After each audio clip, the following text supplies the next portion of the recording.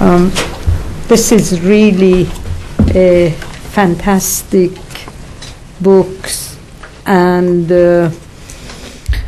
for those of us who have known Robin, like myself, or had the privilege of knowing Robin for a number of years, she always catches both sides of development in the Middle East. I mean, yes, we do live, I do come from a region where there is autocracy, where there is oppression, the regimes are undemocratic, but we also have dreams, and I think in this book, Robin has managed to catch both the shadow that we live in and the dreams that we have for our future.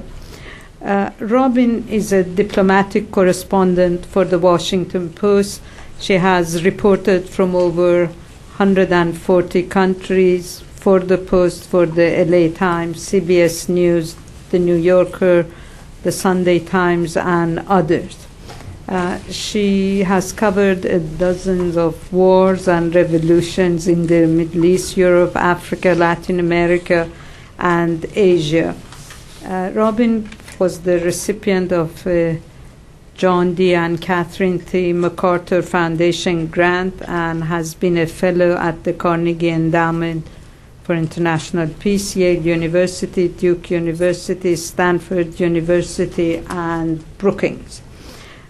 She was named Journalist of the Year by the American Academy of Diplomacy and received the UN Correspondents Association Gold Medal for coverage of international affairs.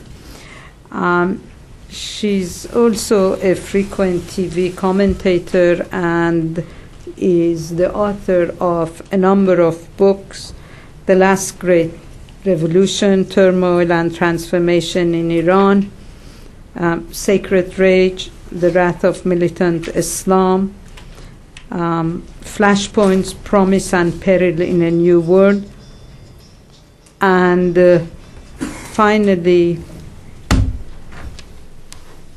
this book, Dreams and Shadows, which is a marvelous book.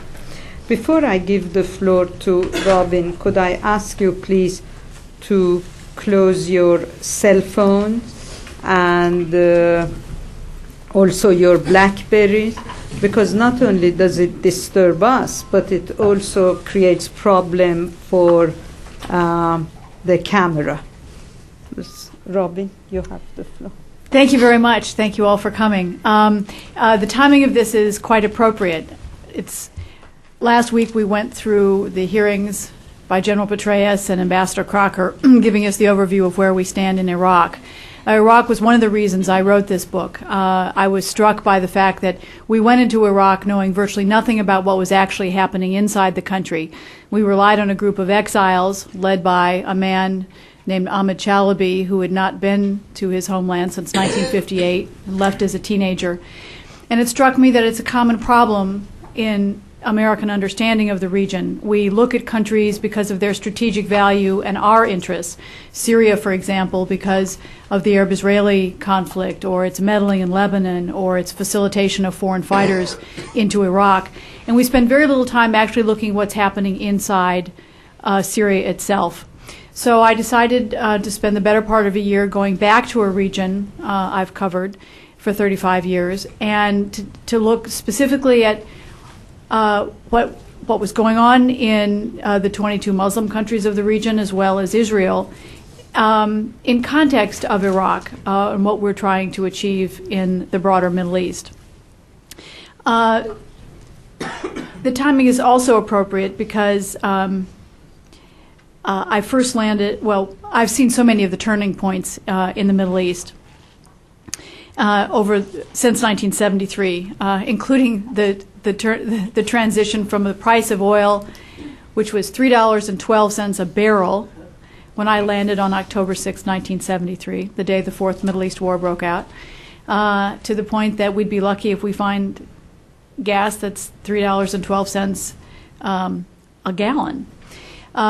But the other reason this timing is so appropriate is that one of the big turning points I witnessed was 25 years ago this week, 25 years ago Friday, in fact, when I stood in front of what had been the U.S. Embassy in Beirut and watched as rescuers dug through tons of mangled concrete and steel looking for survivors and victims of the first major suicide bombing against the United States, against the United States Embassy. Some of the dead had been my friends, and so it struck me very personally in terms of both the targeting of my nation and people I knew so well. Over the next 18 months, I also was in Beirut, and I can still remember the thundering explosion of the bombing at the Marine compound, which was still to this day the largest non-nuclear explosion on Earth anywhere since World War II, and the largest loss of U.S. military life in a single incident since Iwo Jima in World War II.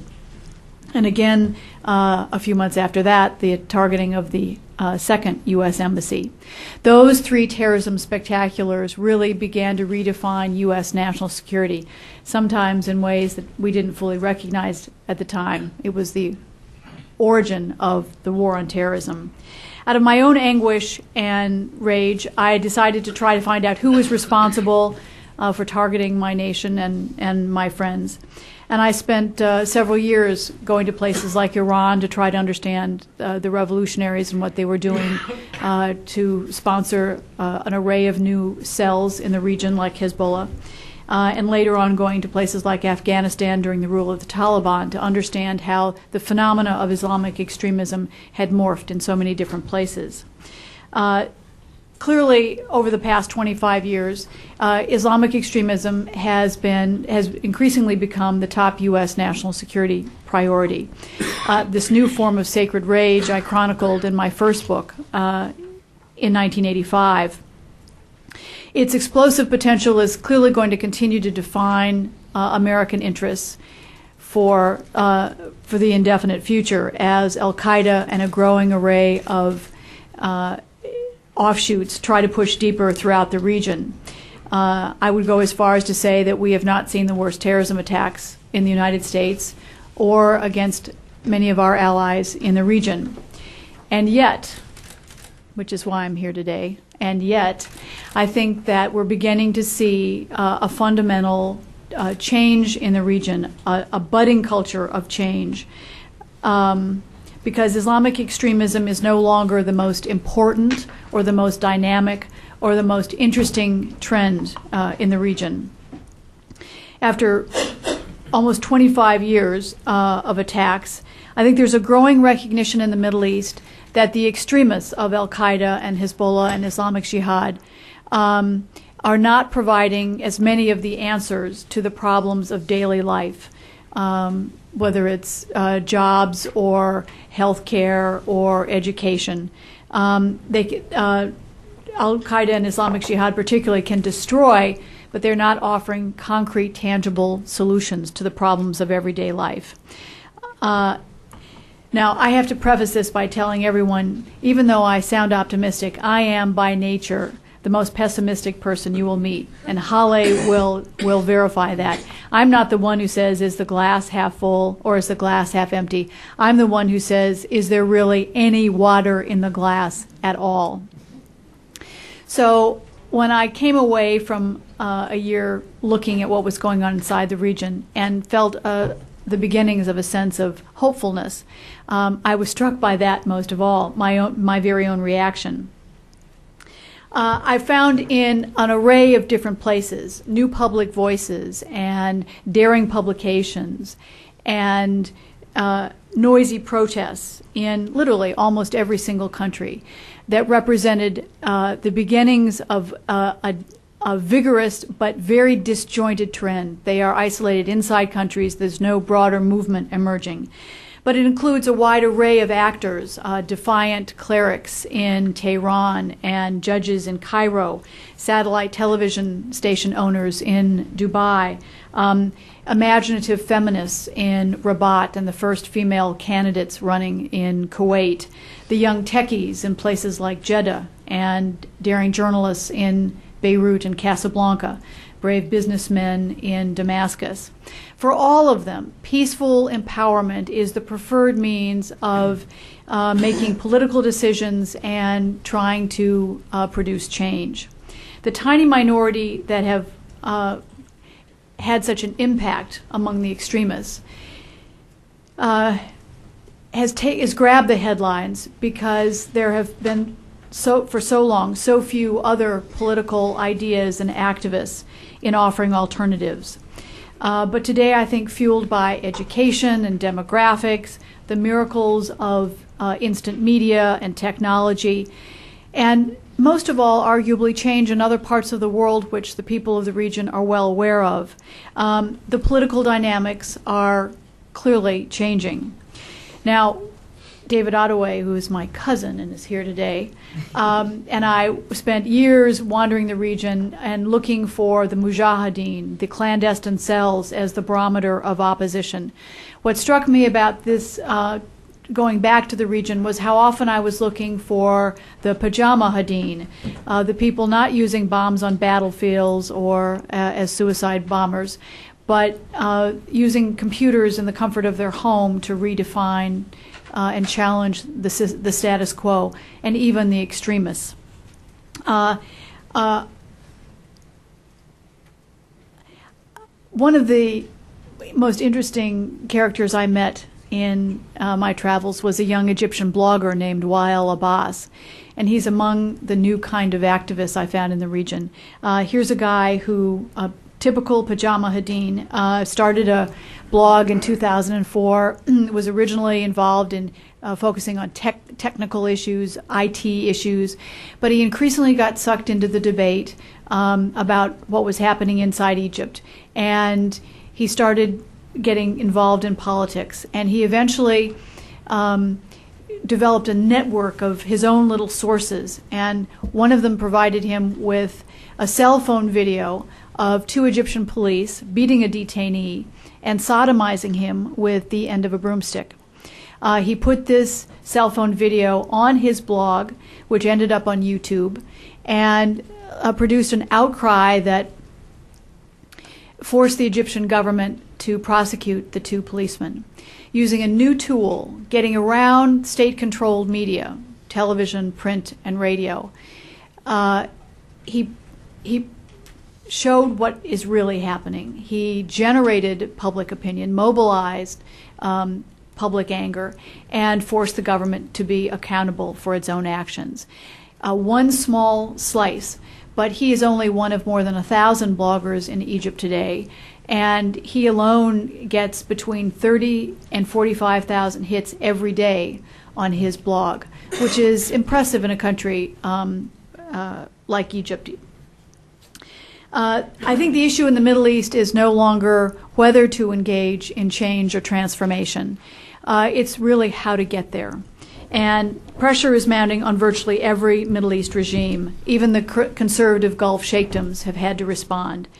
Saudi Arabia held its first male-only election for local councils in 2005, and this is a country where it has resisted change, arguably more than any other country. Now, the system is skewed. You elect local councils, and a certain percentage people elect, and then the other percentage, I think it's 2/3 and 1/3, and 1/3 of the positions are appointed by the monarchy. And of course, to change anything, you have to have your 2/3 plus 1. But the very idea of elections being introduced is important in a place that is such a traditional sheikdom. In Kuwait, Parliament ended a long boycott and finally granted women the right to vote and run for office in 2006. I think what makes this era different is that the activists trying to hold the governments to account are no longer limited to intellectuals and elites. The numbers engaged are really striking compared to the small cells of extremists. I lived in Lebanon for 5 years, between 1980 and 1985, when violence was the only means of expression. I remember being in traffic jams when you felt like you were never going to get out of it because no one was going to move, and someone would simply stick their gun out into the air and fire into the air, and everyone would, flee in all directions. I remember going to see the movie Reds in Beirut, one of Warren Beatty's movies, and was struck by when people were cheering, 3 people pulled out their guns and fired into the air. Now, what goes up has to come down, and, the rest of us were diving under our seats. But everything, after weddings, and those of you who know the region, after a funeral, after any occasion, you heard the firing of guns. But, what we saw in Lebanon in 2005 after the Hariri assassination was so striking because roughly a quarter of Lebanon's population turned out peacefully on the streets to demand the government's resignation and to end an end to Syria's 30-year military occupation. And it's not the only example. After the triple hotel bombing in Jordan, more than 100,000 people turned out to protest the suicide bombing and al-Qaeda. And they marched down the street shouting things like, "Burn in hell," against al-Qaeda. Throughout the Islamic world, we're beginning to see talk about some of the fundamental issues that we focus on so much, Islam and democracy and terrorism. More than 2,000 Muslim intellectuals signed a petition to the United Nations demanding or suggesting a treaty that outlawed the use of religion to justify violence. And they proposed that the United Nations institute an international tribunal to try the sheikhs of death and the theologians of terror, as they called it, who provide religious cover for extremism. Last month at the annual conference of the Islamic Conference Organization, the president of Senegal, who hosted the event, gave a bold speech in which he said that the era of jihad must end and that Muslims must not allow extremists to drag the world into a war of religion. The King of Saudi Arabia last month also urging a dialogue, not just between Islam and the West, but between Muslims and Christians and Jews. And these are all, I think, they're little bitty pieces, but when assembled, they begin to paint a picture of the beginning of change. And I can't stress enough the beginning. I'm not talking about anything happening tomorrow. Sometimes we see change better through the individual experience, the human experience. And one of the challenges I faced in going out to this region was a colleague who said to me, there are no Nelson Mandelas in the Middle East. There are no Lech Walesas. There are no Martin Luthers. And so I went out in search of those kinds of people to see if they do exist and what they're doing. So I thought I'd spend a bit of time telling you about some of the people I met. There are just a few of the many characters in my book to give you a sense of what kinds of things they're doing. One of my favorite characters is a man named Riyad Turk, who is the Nelson Mandela of Syria. This is a man who has gone to jail time and time and time again to protest the rule of the Assad family, both father and son. The third time he was incarcerated, he was held in a cell with no window, no furniture, no bed, no toilet. He was not charged, not tried. He had no idea how long this was going to go on. He had no radio, no paper, no pencil, no books. He had no contact with his family, no lawyer. He kept his sanity by taking the small, uncooked kernels of rice from his soup at night and using it during the day to build geometric designs on the floor of his cell. And he was held that way for 18 years. And he was 50 when he was picked up, 68 when he came out. And what's so striking about Riyad is that having missed so much of his children's life and his wife, at that age he could have retired justifiably into the safety of home and family. But instead he continued to speak out against the Assad family. And of course, what happened to him? He went back to jail for a fourth time. He was released just over a year and a half ago, and I saw him a few weeks later. And I was struck by the fact that he was going to do an interview with Al Jazeera that day, complaining about the Assad family again. Now in his mid-70s, very bad heart, and almost legally blind, and he's still speaking out. And there are so many people like Riyad Turk in Syria. Again, we don't pay enough attention. Some names are known, like Michel Kilo, and but others like Anwar Bouni are only beginning to be known, a human rights lawyer who used to defend all of these people pro bono to the point that he had to begin selling his belongings. He sold his car, he sold his office space, and then he started selling his furniture just so that he could survive. And he became so involved in the human rights movement that he decided that he was going to propose a constitution for Syria. And he spent a lot of time looking at Arab constitutions, Western constitutions, the American and European constitutions, and he wrote one, put it up on the web, and a few weeks later was also picked up by the Syrian government and is in jail to this day. There are a lot of really brave people who are doing things that I certainly would never do and don't get enough recognition, I think, from the outside world. Another of my favorite characters is a woman in Egypt. I was struck over and over about how many women are active. One of Ghada Shabandour is her name, and this is a woman who'd never voted, never registered to vote, never been involved in a political party.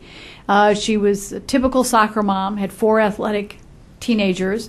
She was in the middle of a divorce, going back to school to get a teacher's certificate so that she could start teaching and have a career to help support the family. And one week, she happened to see on one of the new satellite television stations pictures of a group of Egyptian women being beaten up by these unofficially sanctioned thugs as a row of police watched on. And she was furious about this. So a week later, she decided to go down and join the protest. And she tells a wonderful story about how the woman next to her recognized a new face and said to her, "Well, I hope, dear, that you brought 100 Egyptian pounds." And Ghada said, "Since when do you need money to join a protest?" And the woman turned to her and said, "Well, for bail, of course." And she decided that wasn't enough, and so she mobilized a group of friends, and they formed a group called Shayfinkom, or in Arabic, "We're Watching You," referring to the Egyptian government. And they tried to decide what would have a meaningful impact. And for a woman who'd never voted or been engaged in politics before, she and her friends decided that they would try to monitor the upcoming Egyptian presidential elections and a few months later the parliamentary elections. They hadn't a clue what to do, so they went to lawyers to try to get a sense of what they should look for, what constituted a violation, what could they advise other people when they went to the polls to look for. They started a website, put out information, advertised, circulated 2 cell phones. If anyone saw anything, let them know. Ghada said that the group showed up in the small office of a friend of theirs who had an advertising agency where they were borrowing a facility, and they weren't sure they were going to get a single call. But by the end of the day, they had over 1,000 cases, documented and detailed, of election fraud and abuse. And Western embassies started calling them, saying, what have you got? Because international monitors were banned by the Egyptian government. And they were the only source in the country to provide some kind of overview. Western journalists, some of my colleagues, began quoting them because, again, they had the real documentation. Human rights groups, international human rights groups, start turning to Shayfinkom to find out what was happening. Well, they decided not to stop there, and so at the presidential or the parliamentary elections, they hired a cameraman. and wanting to document, and by video, the proof that they had of the irregularities. And the Egyptian government's favorite technique during elections is to go to polling stations, bus their voters in very early in the morning, and then start harassing voters. Again, with these unofficially sanctioned thugs or police who slow down, start asking questions. So particularly in opposition strongholds. And so Gada took her cameraman to several places, and sure enough, at one of them, the voters became so frustrated by being unable to vote that they got a ladder, climbed over the school fence to get into the school so that they could vote. At which point the police opened fire first with tear gas and then with rubber bullets. But Gada had it all on film. And again, it made its way out onto the blogosphere and YouTube. But she didn't stop with elections. Shafin Combs afterwards decided to sue the Egyptian government for violations of an international treaty on corruption that it had signed, but had not followed through on the requirements as a signatory. They also started a program called Kidmocracy to teach 13 and 14-year-olds about democracy. They had a competition. Anyone in Egypt was eligible, and they had to write an essay about 4 constitutions, one American, one Egyptian, and then any 2 other democracies in the world. And they found, all on their own resources, no help from anyone in the outside world. They found a school in Massachusetts who would allow them to bring the dozen winners over, work on joint projects with their counterparts. They then brought the kids to Washington to show them Congress and to Philadelphia to show them the Liberty Bell, all on their own resources. And this has all happened in the last 2.5 years, which is really very striking. Another one of my favorite characters is, Holly knows very well, a man named Hadi Khamenei, who is an Iranian cleric, and he's taken on a major challenge of the very concept of a supreme leader. There's so many of you in this room who know about Iran, but for the few who may not, Iran has, parallel government structures. The secular president and parliament and judiciary, and then their religious counterparts in a parallel structure. And on top is the supreme leader, who is effectively an infallible political pope, and who can veto legislation and overrule the president and overturn judicial decisions. Well, Hadi was very active in writing editorials in his newspaper, challenging the idea, in speaking throughout the country about why no one should be above the law, why the people should have the right to make decisions on all of their leaders. Why he even suggested there should be term limits, as there are with the presidency. He was often beaten up by religious vigilantes when he spoke throughout the country. What made him so interesting is that his older brother is Iran's supreme leader. So there are people in unusual places who are introducing challenges and ideas, revolutionary ideas in some cases. I'll tell you about one more, and again, another woman, one of my favorite stories, a woman named Fatima Mernissi, a Moroccan woman who grew up in a harem in my lifetime, a harem in the traditional sense, not of a man with many wives and concubines, but a harem in the sense of the extended family, living in the aunts, the grandparents, the children and their spouses, and the grandchildren all living in one structure. And she grew up in Fez in Morocco, in quarters where the women had the second and the third floors, and there was a man hired full-time to sit at the door to ensure that the women never left and that no strangers got in to see the females. All of them were illiterate. They were not allowed to obviously read newspapers, but they couldn't even listen to the radio. And Fatima would watch her father lock up the radio in a cabinet when he went out to ensure the women never listened. But Fatima was a very curious little girl, and so she would, when her daddy went out, she would go get that key and open the cabinet and listen to the radio. And she started imploring her mother to let her go to school. And her mother begged her father, and her father held a family council where all the men got together and decided basic issues of to the family. And they finally agreed, after acrimonious debate, to let her go to school. Well, this happened time and time and time again until Fatima ended up graduating from high school, going on to the Sorbonne, and she did her PhD at Brandeis. And she has written a series of really important books about women's rights in the region, challenging family law, but also documenting where the fatwas came from, at what era, how many of them long after the founding of the faith in their early years. And one of her books, The Veil and the Male Elite, is particularly important in providing real, genuine academic research, not just opinion, about the rights of women. My book is flush with these kinds of characters, and I love them all dearly, but I do want to take your questions. So let me just briefly talk about the other side of it, and that is the dangers of change, the shadows. I went to see not only the Dreamers, but I also went to see Hassan Nasrallah in Lebanon, the leader of Hezbollah, to get a sense of his movement and its role in the future and its intentions, as well as Khalid Mashal, so much in the news this week, the leader of Hamas, who is scheduled to see Jimmy Carter on Friday.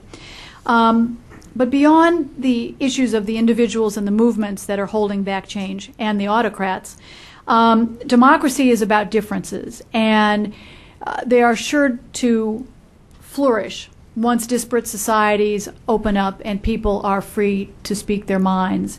In a region that is rife with minorities, opening up politics also endangers deepening the very problems it is meant to solve, as we've seen so frequently in Iraq, which has unleashed real existential dilemmas.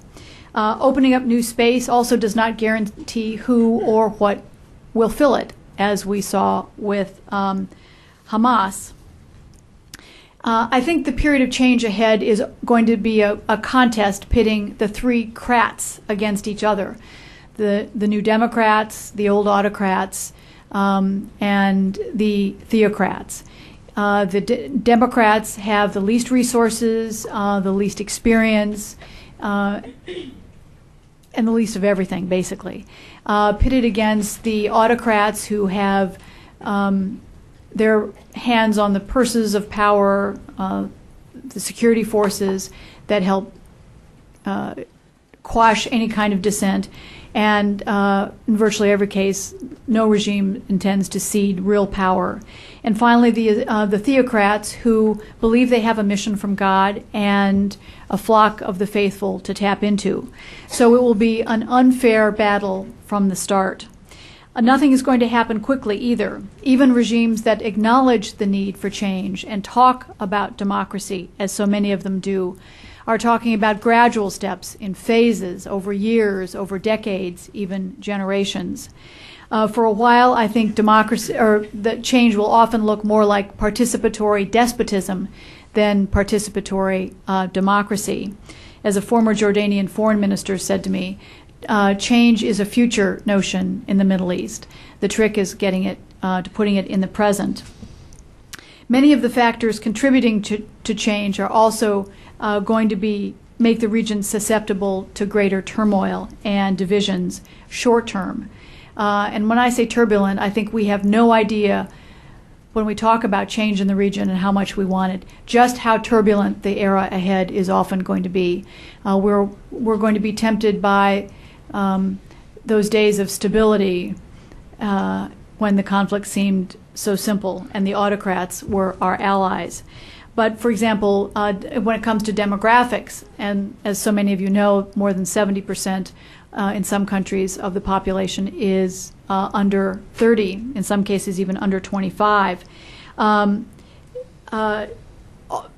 Vast numbers are interested in change and understand what has happened elsewhere in the world with the demise of communism in Eastern Europe, the end of apartheid and minority rule in Africa, the collapse of military dictatorships in Latin America. They want to be part of globalization. They get it in some ways more than a lot of Americans do. But many of the young are also frustrated by the inability of anybody to provide them with jobs or housing or education. And they, with 1 out of 3 young people in the region unemployed today, the largest unemployed population of youth anywhere in the world, there is the danger that they are exploitable, that they become the fodder for extremist groups.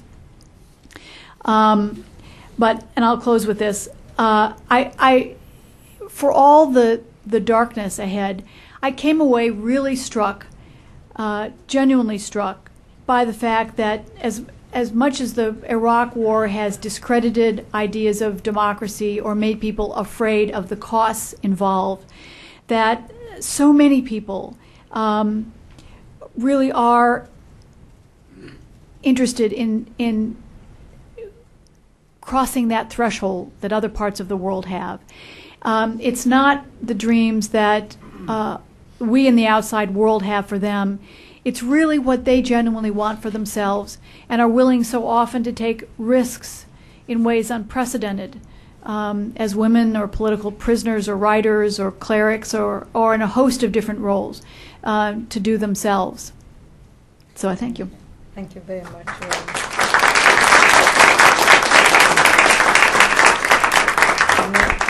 Spend 10 minutes for questions and answers, and then Robin has graciously accepted to sign some books. Robin, you mentioned that you interviewed Khalid Mash'al and Nasrallah. What were their dreams for? I mean, what is Nasrallah's dream for the future of Lebanon? What is Khalid Mash'al's dream? Well, I'd say 2 things. First of all, the thing that struck me was how we're beginning to see a real political spectrum develop in the Middle East. But there's also a spectrum developing even within the Islamic specter, so that you have groups like, we all know Al-Qaeda and Islamic Jihad who turn only to violence. And then there are groups at the other end, like the Party of Justice and Development in Morocco, and the party of the same name in Turkey, but Morocco particularly, where you see they don't want Sharia law, they believe very much in Israel's right to exist in a 2-state solution. The only picture in their headquarters is of the king. They're not challenging the idea of a monarchy. They really want to play within the system and have repeatedly run for office and are now the largest political opposition in Morocco. But then there are in the middle those groups like Hamas and Hezbollah that have gone through the transition that David and I witnessed, from being just clandestine cells into the majority of their operations having to do with addressing those issues of housing and education and health care and welfare and so forth. As I do think that Hassan Nasrallah has a vision, and I think that for all the help he gets from Iran, one thing that struck me in talking to him was how he said Lebanon is not Iran. We have a different population here, different interests, different history, and he's not calling for Sharia in Lebanon. He's made a point of going to see frequently, whether it's the Maronite Patriarch or the other religious leaders. He was part of the national dialogue before his disastrous war, kidnapping of Israeli soldiers that sparked a war with Israel. I think he sees down the road the role of Hezbollah as a political party and an institution for the Shiite, community. Clearly, he's not willing to give up any of the violence. His own son was among those who has been, as he likes to say, martyred in Lebanon.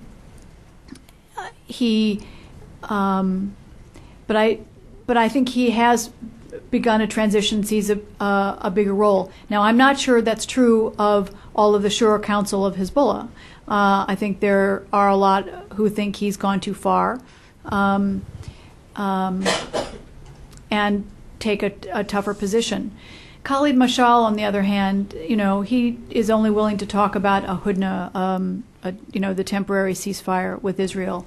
And I think the challenge for us is, as some people talk about the need to reach out to Hamas, I'm one of those who believes that we cannot hold Hamas to a lesser standard than we held the PLO in renouncing terrorism and recognizing Israel's right to exist.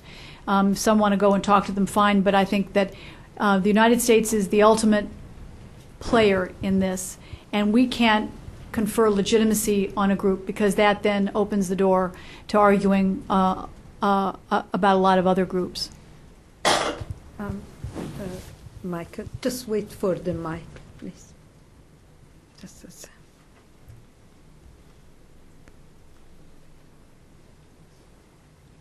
Hi, Michael Adler from the Wilson Center.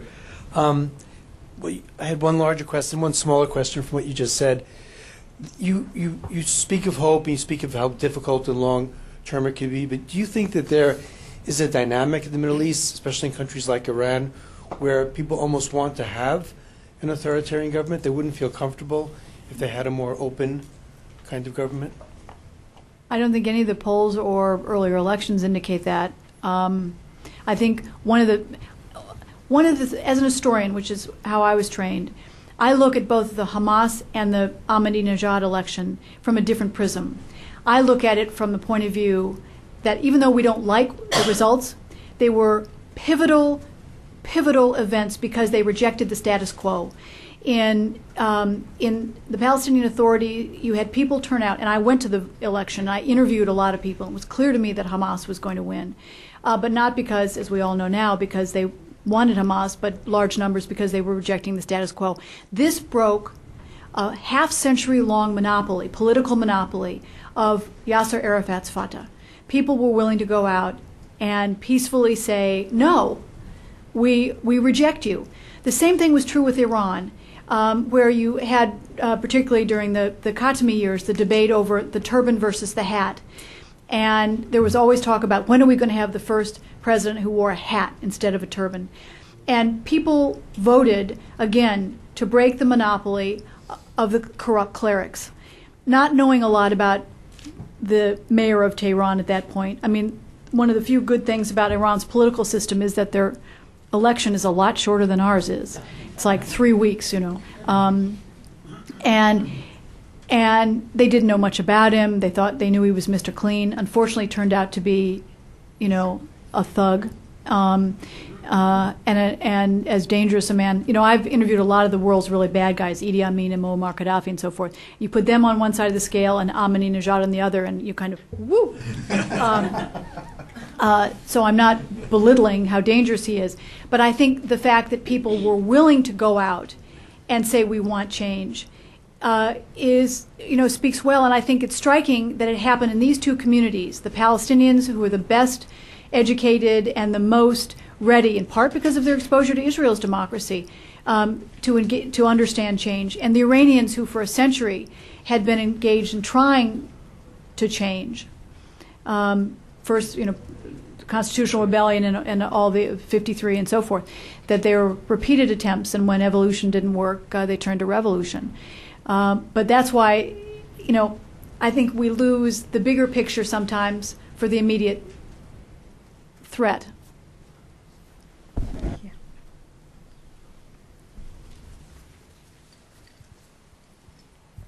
Hey, I'm Jim Byrne. I'm a freelance journalist here in town.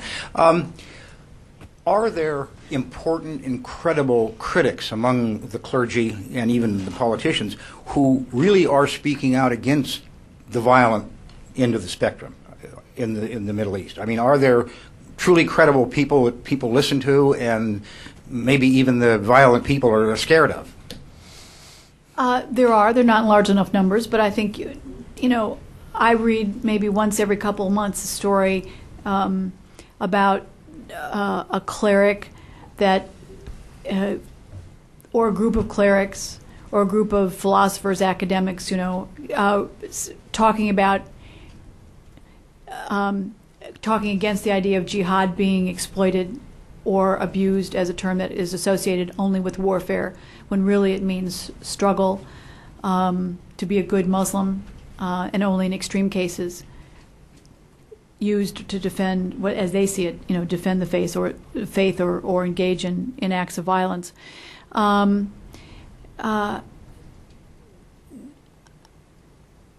What's more striking, I guess, is that the number of clerics who are speaking out about the issues that affect their lives, challenging, saying things against the regime, or a regime, or talking about women's rights. For the male clerics, I think of Grand Ayatollah Sana'i in Iran, who's done so much for women's rights and has even talked about abortion can be used for more than incest or rape. That when a family cannot afford a child, he issued a fatwa and said it is permissible to have an abortion or to terminate a pregnancy. And a very controversial idea, but he even signs the letters for women so they can go to the hospital and have a procedure done. So we focus on just the issues of violence, but it also has to do with the clerics who are saying things about the issues that affect a lot of their lives as well. Yes. Calling a woman. The late Yeah. hearing. Yeah. That's right. Then that's right.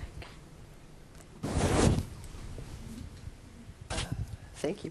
My name is Mindy Reiser, many hats, but one is the United Nations Association here in Washington.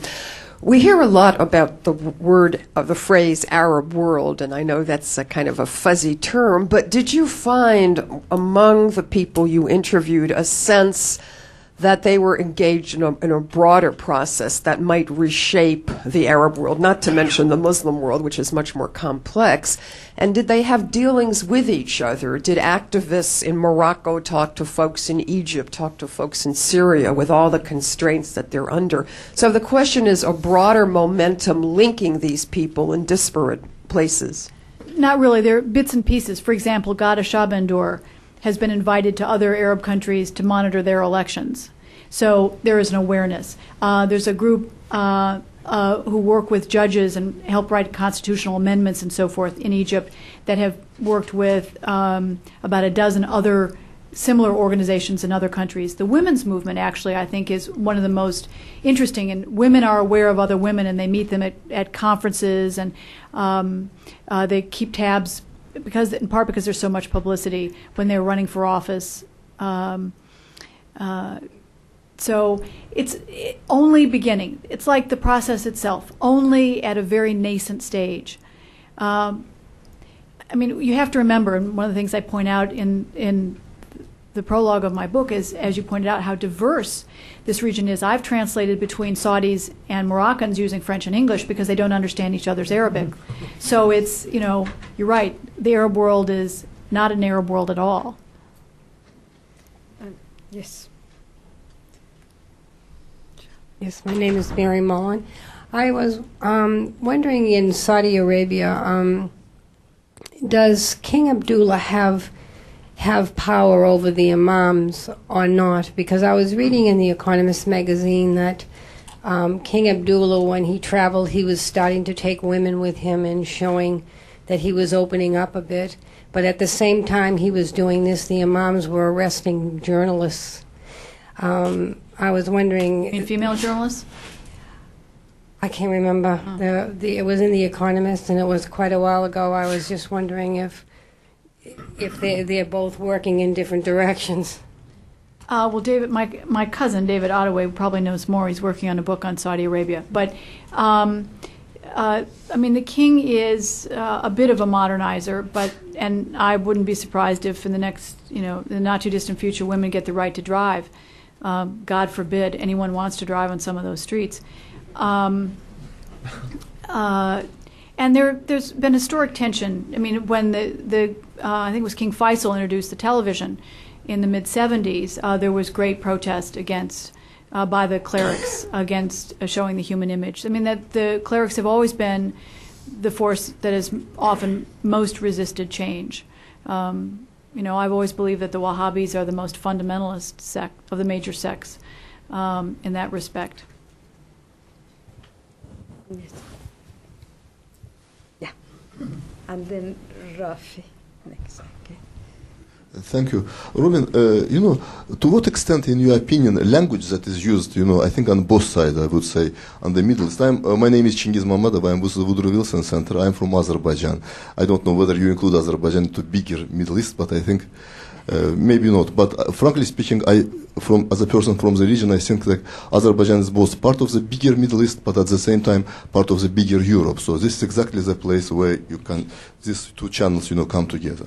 So to what extent language that is used impacts, developments in the region? For example, when we say war on terror, when there is war, in this case, emphasis is always on military means. And there is also with enemy and, us and them. It puts actually people, as you say, Lech Walesas or potential Lech Walesas from the region in a very awkward situation. How you can, promote values, let's say, of the other side when you are in the war.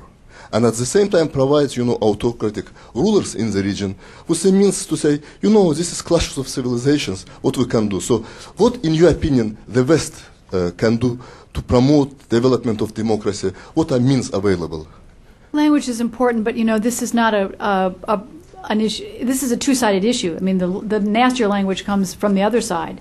Right. Ahmadinejad talked today about questioning, 9/11 again, which just doesn't have any credibility at all.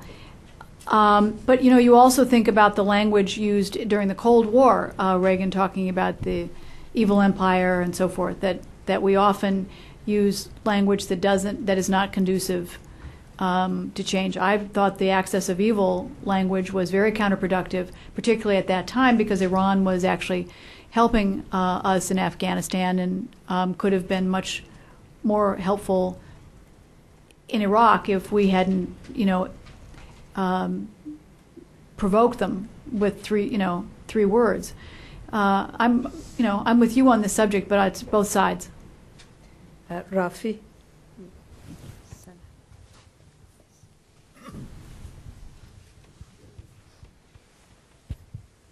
My name is Rafi Cohen-Magor from the Woodrow Wilson Center.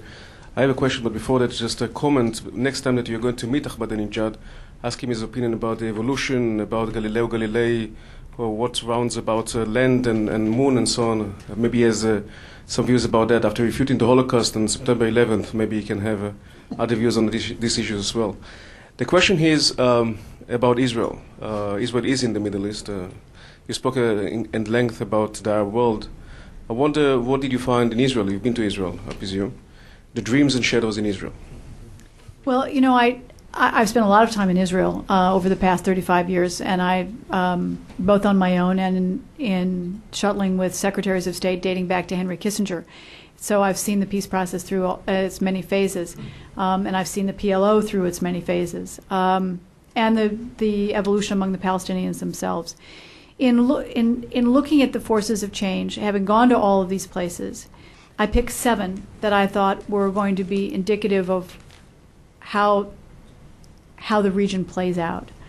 And I opted not to write specifically about a chapter about Israel, in part because it is arguably the most robust democracy anywhere in the world, for a country of its size with its huge political spectrum.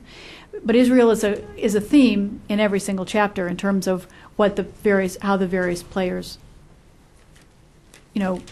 look at it, whether it's the Muslim Brotherhood, where I was profoundly frustrated by the fact that there are those, and all of these movements, Hamas, the Muslim Brotherhood, all of them are like the PLO used to be. They have many different points of view under one umbrella, which is one of the problems in getting them to identify, their policy, particularly when it comes to Israel. But, I couldn't find anyone who would use the word Israel, unlike Khalid Mashal, who does.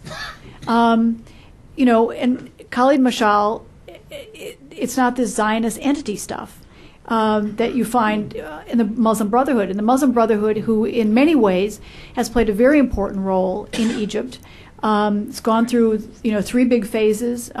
It's abandoned its violence, and it's working within the system. It's introduced a discipline in Egypt's very undisciplined parliament,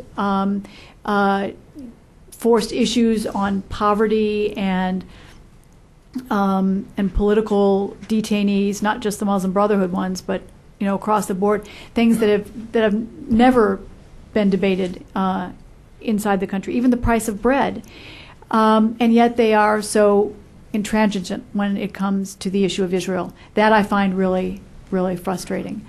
But as I said, you find the full spectrum, and it is my sense, having covered 6 Middle East wars, not all of them Arab-Israeli, but Iran, Iraq, and Lebanon Civil War, and so forth. But having covered 6, I think I've witnessed really an important transition, where I think the majority of people in the region and the majority of leaders in the region are prepared to recognize Israel's right to exist. Clearly, the proposal put forward by the Saudi government, which was once known as the FAD plan, the Fez plan, the FAD plan, now the Arab League plan, goes further than anything else. The thing that scares me a little bit is that because I think the autocrats are so out of sync with their own people, that this is one issue where they've made an important statement. And my fear is because they're so out of sync with so many of their own populations, that you might see change that ousts them in a way that brings to power people who are far less interested in recognizing Israel's right to exist. Hi, Raman. James Kitfield from National Journal. You mentioned going into this discussion that Iraq was on your mind in looking at this, and clearly the Bush administration's democratization agenda. You hear a lot now that this anti-American wave against the war essentially has really set back a lot of the reformers. I wonder if you would just talk about what your impression was in talking to them. Well, I actually, in the book with that, looking at the sense of so many of the people who are doing brave things and their profound disappointment with the United States, their disillusionment with us. Now, I think that could change very quickly depending on who is elected president next year, or this year, but takes office next year. But the fear of democracy because of Iraq, the chaos it brings, the fact that Baghdad, sometimes the simple things, Baghdad still, so 5 years later doesn't have electricity for most of the day, that they're worried about jobs and stability and the things that may be unleashed. So it's taken a terrible toll, and I think when a lot of times I'm asked, what should the U.S. do? And I often say I think that we're probably going to have to stand back for a good long time and not try to push. We can use language, we can tie aid to improvement, but we need to make sure that we are not seen as trying to define what happens next in countries. We can offer tools. The thing, whether it's the kind of technology that has been so important, even, so many, I was struck by people who told me that the 2005 outpouring of Lebanese on the streets of Beirut to ask the Syrians to withdraw, a lot of that was generated by text messages on cell phones. That messages were passed on to whole networks, and it's access to computers, things that, again, as I say, the tools of change that maybe we may need to be most useful, but that we have lost so much credibility that even a new president is not going to be able to restore that immediately. Yes. Alan Gieswetter with the Middle East Institute. You started out by saying you sometimes don't see the glass half full or half empty, but what's your net assessment here? Is it dreams, or is it shadows, or shadowy dreams, or what's the bottom line? What's the bottom line? That's a good question. Look, I was one of the first people to write about Islamic extremism, which I hope gives me a little bit of credibility. I remember one of the reviewers at the time, in 1985, when the Sacred Rage came out, said, well, it's an interesting trend, but it's really peaked. And having written about that phenomena, I trust my instincts completely, and I really do believe that something different has begun. I think it is it is going to be a very, very messy period. But look elsewhere in the world. A generation after the fall of the Soviet Union, a communist still rules in Moscow. There are blacks in South Africa who were better off under apartheid than because the regime has failed on issues of housing and education and so forth under majority rule. That change takes a long time and involves building up, institutions and capabilities from kindergarten on up. You have to really invest. It doesn't happen overnight, as we found over and over again. And so I think the mere fact that there are dreamers out there doing things gives me hope. But I will say it's going to be, overcast for a very, very long time. Yes, last question. Just wait for the mic. It's coming, please. Thanks. My name is Maria Stefan. I'm from the International Center on Nonviolent Conflict. And I'm just wondering, you just mentioned the fall of the Soviet Union and the pace of change. I'm wondering if any of the activists and reformers with whom you met cited those examples from the fall of the Soviet Union or from past nonviolent struggles to bring about changes in places like the former Soviet Union. I mean, I remember reading that some of those involved in the Cedar Revolution were citing examples from the Orange Revolution in Ukraine. And I'm wondering if you've seen sort of a spillover effect or a learning that's taking place between activists or between activists from different regions or learning from history about how to use nonviolent actions effectively as other groups have done in the past in the former Soviet Union, Latin America, and other places, if you've seen that learning. No, I think actually Lebanon was kind of an exception. You don't see that size of demonstrations anywhere yet. And it's usually a reaction, as in the case of Jordan with the outpouring after al-Qaeda, to an act in which they are making their voices heard. There is an awareness of what's happened elsewhere. I'm not sure that anyone looks at models elsewhere or talks about models from other parts of the world. I think there's an awareness that because of their Islamic identity, that their experience is going to be very different. I'd like